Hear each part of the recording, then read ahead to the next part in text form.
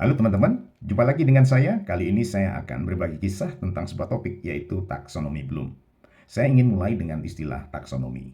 Taksonomi adalah pengelompokan terhadap segala sesuatu yang memiliki sifat atau ciri yang sama. Misalkan nih, kalian ada di kelas bahasa. Tentu kalian mengenal dengan taksonomi tata bahasa, yang di dalamnya ada kelompok kata kerja, kata benda, kata sifat, kata keterangan, dan seterusnya. Kemudian siapakah Bloom? Nama lengkap beliau sebenarnya adalah Benjamin Bloom. Beliau adalah seorang ahli pendidikan, ahli psikologi yang mengajar di University of Chicago. Pada tahun 1954, beliau menemukan teori taksonomi. Maka untuk mengingat nama beliau disebut taksonomi Bloom. Baru pada tahun 2001, murid-muridnya yang bernama David Cradwell dan Lauren Anderson merevisi taksonomi ini. Maka dari kegiatan revisi ini muncul istilah baru, yaitu revisi taksonomi Bloom yang digunakan sampai sekarang. Pertanyaannya adalah, apa sih sebenarnya kegunaan taksonomi Bloom ini atau revisi taksonomi Bloom ini? Jadi kegunaannya adalah sebagai panduan bagi para guru agar di dalam menyusun kegiatan pembelajarannya semakin terarah sesuai dengan tingkatan cara proses berpikir anak didik yang diajarkannya. Melalui presentasi ini saya akan menjelaskan sedikit banyak tentang hal tersebut. Tingkatan atau jenjang proses berpikir kira-kira itu seperti apa ya? Untuk memudahkan kita bersama-sama mengerti konsep ini, mari kita bayangkan diri kita berada di Gunung Bromo. Bahwa kalau kita memang memutuskan berada di puncak Bromo, maka kita harus menaiki tangga-tangga yang tinggi itu. Ketika kita menaiki 1, 2, 3 tangga terasa mudah. Tetapi ketika kita harus menaiki begitu banyak tangga dan sampai ke puncak, itu membutuhkan energi yang tidak sedikit. Tetapi ketika kita sudah berada di puncak, kita bisa memiliki perspektif yang luas, pandangan yang indah terhadap apa yang terjadi sekeliling kita. Nah, demikian juga pelajaran moralnya adalah ketika kita berada di puncak, maka kita akan mendapatkan wawasan yang luas, pandangan yang indah, dan tentunya semakin bijaksana. Tetapi untuk bisa mencapai ke sana, kita harus melewati dan memulai dengan menapakkan kaki di tangga yang pertama. Teori taksonomi Bloom ini teman-teman bersifat praktis dan dapat dihubungkan dengan kehidupan kita sehari-hari meskipun di luar konteks kelas. Misalnya nih ya, pada tahun 2019 saya pernah mendapatkan undangan oleh panitia TESOL. TESOL ini adalah asosiasi dosen bahasa Inggris di dunia ya, untuk melakukan presentasi di kota Chicago. Wow, ini merupakan suatu pengalaman yang menakjubkan dan saya sangat excited ya untuk bisa pergi ke sana. Namun saya sedikit cemas oleh karena ini adalah pengalaman pertama, saya tidak pernah pergi ke kota Chicago sebelumnya.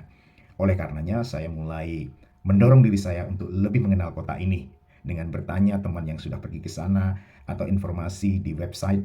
Oleh karenanya saya mulai mencatat beberapa informasi penting, misalkan tempat penginapan, cara untuk memesan tiket pesawat, jadwal-jadwal saya presentasi, karakteristik gedung penyelenggaraan yaitu gedung McCormick, tempat-tempat untuk wisata dan memesan makanan termasuk restoran atau semacam toko swalayan dan seterusnya. Kemudian saya membuat satu catatan kecil dan saya belajar untuk mengingat informasi ini. Langkah berikutnya adalah memahami. Saya ingin tahu lebih banyak dong bagaimana cara memesan tiket secara online atau cara memesan hotel secara online juga. Bahkan hal-hal lain seperti gedung McCormick, tempat penyelenggaraan konferensi TESOL, itu seperti apa? Adakah tempat-tempat untuk membeli makanan yang jauh lebih murah, yang affordable bagi kantong kami, dan alat transportasi yang bisa membawa kami ke hotel atau ke tempat konferensi. Mulailah saya membrowsing informasi tersebut. Dan kemudian saya banyak belajar dan bahkan berdiskusi dengan teman-teman yang sudah berpengalaman. Dari hasil diskusi tersebut, saya bisa mendapatkan lebih banyak informasi yang akurat dan bahkan saya bisa mengkonfirmasi pengetahuan saya. Dari situ akhirnya saya bisa belajar bahwa pemahaman akan menjadi lebih baik bila saya mempunyai catatan dan mampu menyampaikan, mengutarakan pemahaman saya dengan diskusi bersama teman-teman. Setelah saya mampu mengingat informasi-informasi penting dan mampu menjelaskan secara lebih rinci dan akurat tentang tempat-tempat yang akan saya kunjungi, kemudian saya mulai membuat list. Nah, ini adalah suatu representasi dari kegiatan disebut menerapkan. Saya membuat suatu list tentang apa saja yang akan saya lakukan. Mulai saya berangkat dari Juanda saya harus pergi ke Kuala Lumpur. Dari sana saya mulai berpindah pesawat menuju ke Narita, dan dari Narita saya menuju ke O'Hare, bandara di Chicago. Setelah dari O'Hare, saya pergi ke tempat penginapan kami yaitu Hotel Congress Plaza.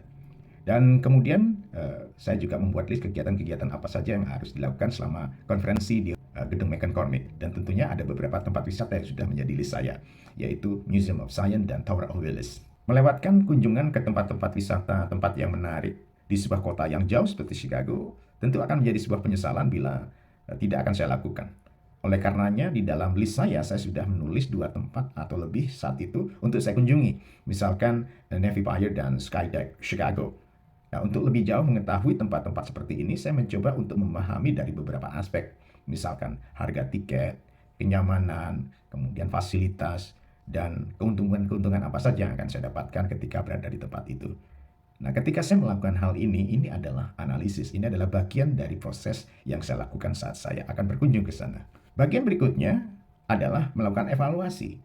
Setelah saya mendapatkan informasi cukup tentang kedua tempat tadi, yaitu Skydeck Chicago dan Navy Pier, dan saya bisa melihat beberapa hal yang membedakan mereka, misalkan harga tiket, jam buka, kemudian kenyamanan, bahkan benefit-benefit apa saja yang akan saya dapatkan. Kemudian saya mulai menyimpulkan, misalkan dari Navy Pier, ini ada berbagai macam atraksi dan hiburan, seperti wahana permainan, teater, restoran, dan pertunjukan musik. Namun ada beberapa area di Navy Pier yang tidak aman. Ini berasal dari ulasan beberapa pengunjung yang ada di sana. Dan harga tiketnya juga relatif lebih mahal, belum lagi ada antrian panjang. Sementara di Skydeck Chicago itu menawarkan pengalaman kota ya dari ketinggian yang spektakuler ya, termasuk ada area bermain, ada restoran, dan tentunya harganya juga affordable sesuai dengan kantong saya. Nah, dengan pertimbangan-pertimbangan inilah akhirnya saya tidak mengunjungi Navy Pier dan memutuskan untuk pergi ke Skydeck Chicago. Ini adalah bagian dari kegiatan disebut evaluasi. Bagian terakhir dari semua proses perencanaan yang sudah saya lakukan adalah saya berani untuk memutuskan pergi ke kota Chicago dengan percaya diri dan tidak lagi cemas. Selain itu saya juga mampu membuat sebuah diary, dan dari diary itu tersebut menjadi sebuah panduan bagi teman-teman yang ingin berkunjung ke sana, dan mudah-mudahan ini bisa membantu mereka mempersiapkan diri dengan lebih baik. Dari presentasi yang sangat singkat ini berdasarkan cerita pengalaman saya, maka bisa kita simpulkan bahwa taksonomi Bloom ini adalah merupakan kerangka teori yang berupa pengelompokan cara siswa berpikir, berproses mulai dari jenjang yang paling bawah, mengingat, setelah mengingat, mampu menjelaskan dan mampu menerapkan. Nah, ketiga jenjang pertama ini disebut low order of thinking. Low order of thinking oleh karenanya kemampuannya itu penguasaan hal yang bersifat dasar. Sementara ketiga jenjang berikutnya, yaitu mulai dengan menganalisis, mengevaluasi, dan menciptakan, disebut higher order of thinking atau kemampuan berpikir tinggi. Oleh karena memang di dalam proses untuk melakukan hal ini membutuhkan energi kognitif yang sangat besar. Baiklah teman-teman, sekiranya presentasi ini bisa bermanfaat buat kita semua untuk memahami teori taksonomi Bloom. Selamat sore. Sekarang sekitar jam 6 waktu Chicago. Dan saya sekarang ada di depan Kongres. Saya tinggal sama Pak Hendrik. Suasana kota Chicago pada sore hari ini begitu tenang kan hari ini. Kota Chicago ini kota yang gede, di mana segala transportasi angkutan itu lengkap. Nah, kalau kita pergi di sana, itu ada kereta api. Masyarakat itu menggunakan jasa kereta api untuk bekerja, semuanya murah. Ada juga bisnya gede. Sini suasananya lagi sepi nih dan dingin sekali. Oke, terima kasih.